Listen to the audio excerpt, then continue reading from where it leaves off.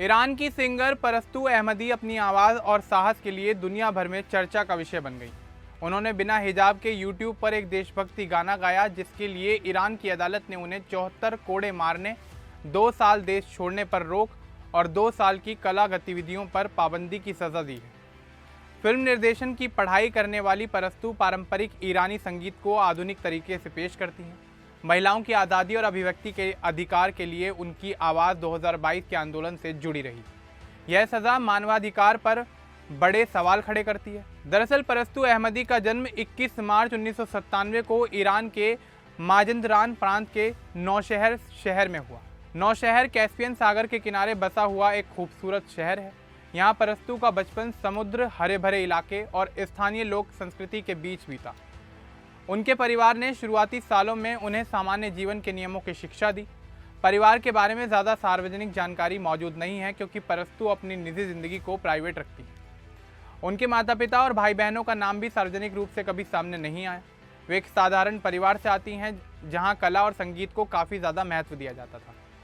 बचपन से ही परस्तू के अंदर संगीत की रुचि दिखाई देने लगी। उन्होंने 14 साल की उम्र में औपचारिक वोकल ट्रेनिंग शुरू की। सोलफेज और आवाज़ की ट्रेनिंग के साथ उन्होंने लोक संगीत और क्लासिकल संगीत सीखा। माजिंदरानी लोकधुनों का उन पर काफ़ी गहरा प्रभाव पड़ा। वे पारंपरिक ईरानी संगीत को आधुनिक अंदाज में गाती हैं, पियानो भी बजाती हैं। स्कूल की पढ़ाई पूरी करने के बाद परस्तू ने उच्च शिक्षा के लिए तेहरान की सूरे यूनिवर्सिटी चुनी। यहाँ से उन्होंने फिल्म डायरेक्शन की डिग्री हासिल की। फिल्म डायरेक्शन की पढ़ाई ने उन्हें विजुअल स्टोरी टेलिंग, प्रोडक्शन और कलात्मक तरीके से अपनी बात रखने का हुनर सिखाया। संगीत और फिल्म दोनों क्षेत्रों में उन्होंने अपना रास्ता बनाया। करियर की शुरुआत में परस्तू ने पारंपरिक ईरानी गीतों पर काम किया।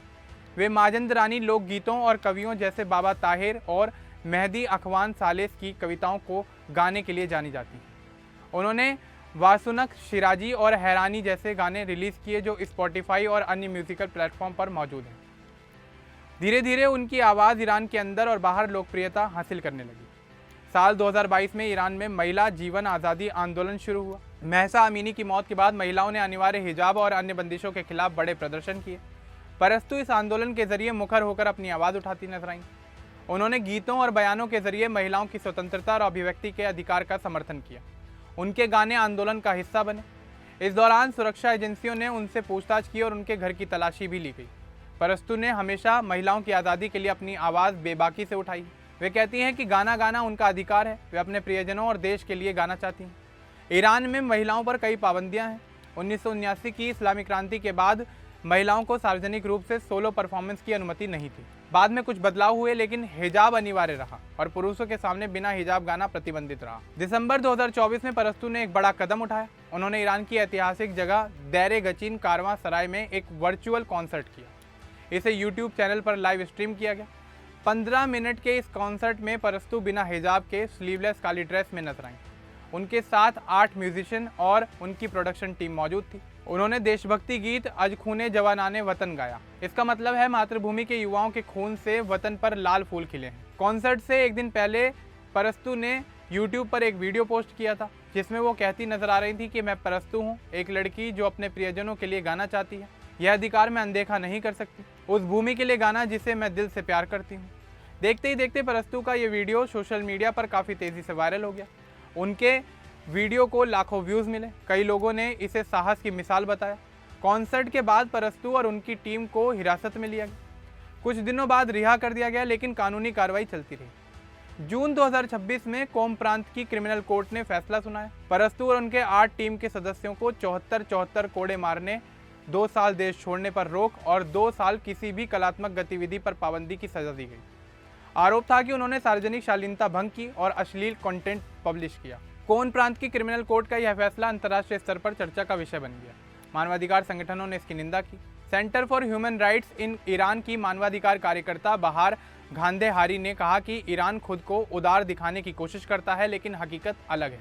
ब्रिटिश एक्ट्रेस नाज़नीन बुनियादी ने भी इस फैसले की आलोचना की। परस्तु की उपलब्धियां सिर्फ संगीत तक सीमित नहीं हैं। उन्होंने फिल्म डायरेक्शन की पढ़ाई के जरिए कहानियां बताने का हुनर सीखा। उनके गाने ईरानी लोक संस्कृति को दुनिया तक पहुंचाते हैं। उन्होंने पियानो के साथ परफॉर्मेंस की। उनकी आवाज़ में पारंपरिक और आधुनिकता का एक मेल है, जो सुनने वालों को अपने ओर आकर्षित करता है।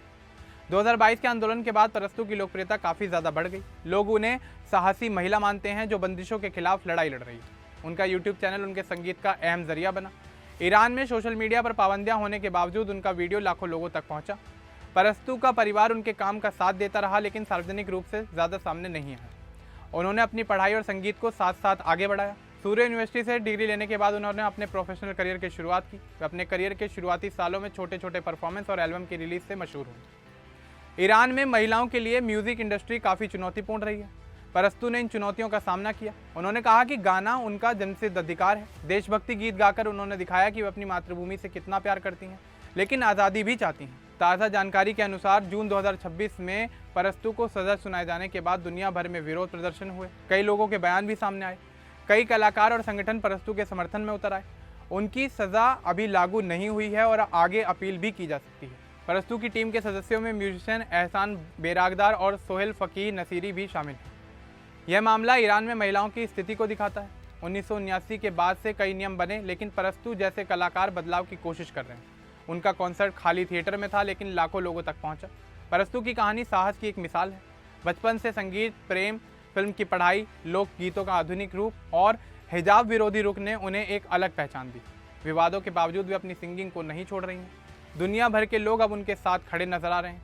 मानवाधिकार कार्यकर्ता कहते हैं कि कलाकारों को अभिव्यक्ति की आज़ादी मिलनी चाहिए। परस्तु का वीडियो अभी भी यूट्यूब पर मौजूद है और लाखों बार देखा जा चुका है। परस्तु की परवरिश ने उन्हें मजबूत बनाया। नौशहर का शांत वातावरण और लोक संस्कृति ने उनकी संवेदनशीलता बढ़ाई। परिवार की गोपनीयता बनाए रखते हुए वे अपनी कला पर फोकस कर रही हैं। शिक्षा ने उन्हें निर्देशन का हुनर दिया, जिससे उन्होंने संगीत वीडियो बेहतर तरीके से बनाए। करियर में उन्होंने कभी समझौता नहीं किया। उनकी बड़ी उपलब्धियों में उनके गाने और वायरल कॉन्सर्ट शामिल हैं। विवाद साल 2022 से शुरू हुए और 2026 के कॉन्सर्ट ने उन्हें एक बार फिर से सुर्खियों में लाकर खड़ा कर दिया। 2026 में सज़ा ने मामले को एक नया मोड़ दे दिया। परस्तु की म्यूजिकल जर्नी अभी जारी है। वे युवा हैं और उनकी आवाज़ आने वाले समय में भी लोगों के कान के साथ साथ दिलों में भी गूंजती रही। ईरान और पूरी दुनिया दोनों में महिलाओं की आज़ादी की लड़ाई में उनका नाम याद रखा जाएगा। अब इस पूरे मामले को लेकर, परस्तु को लेकर, उनकी जीवन के संघर्ष को लेकर आपका क्या कुछ कहना है, हमें कमेंट बॉक्स में ज़रूर बताएं। बाकी इस तरह के और अपडेट्स के लिए हमारे चैनल को सब्सक्राइब करना। धन्यवाद।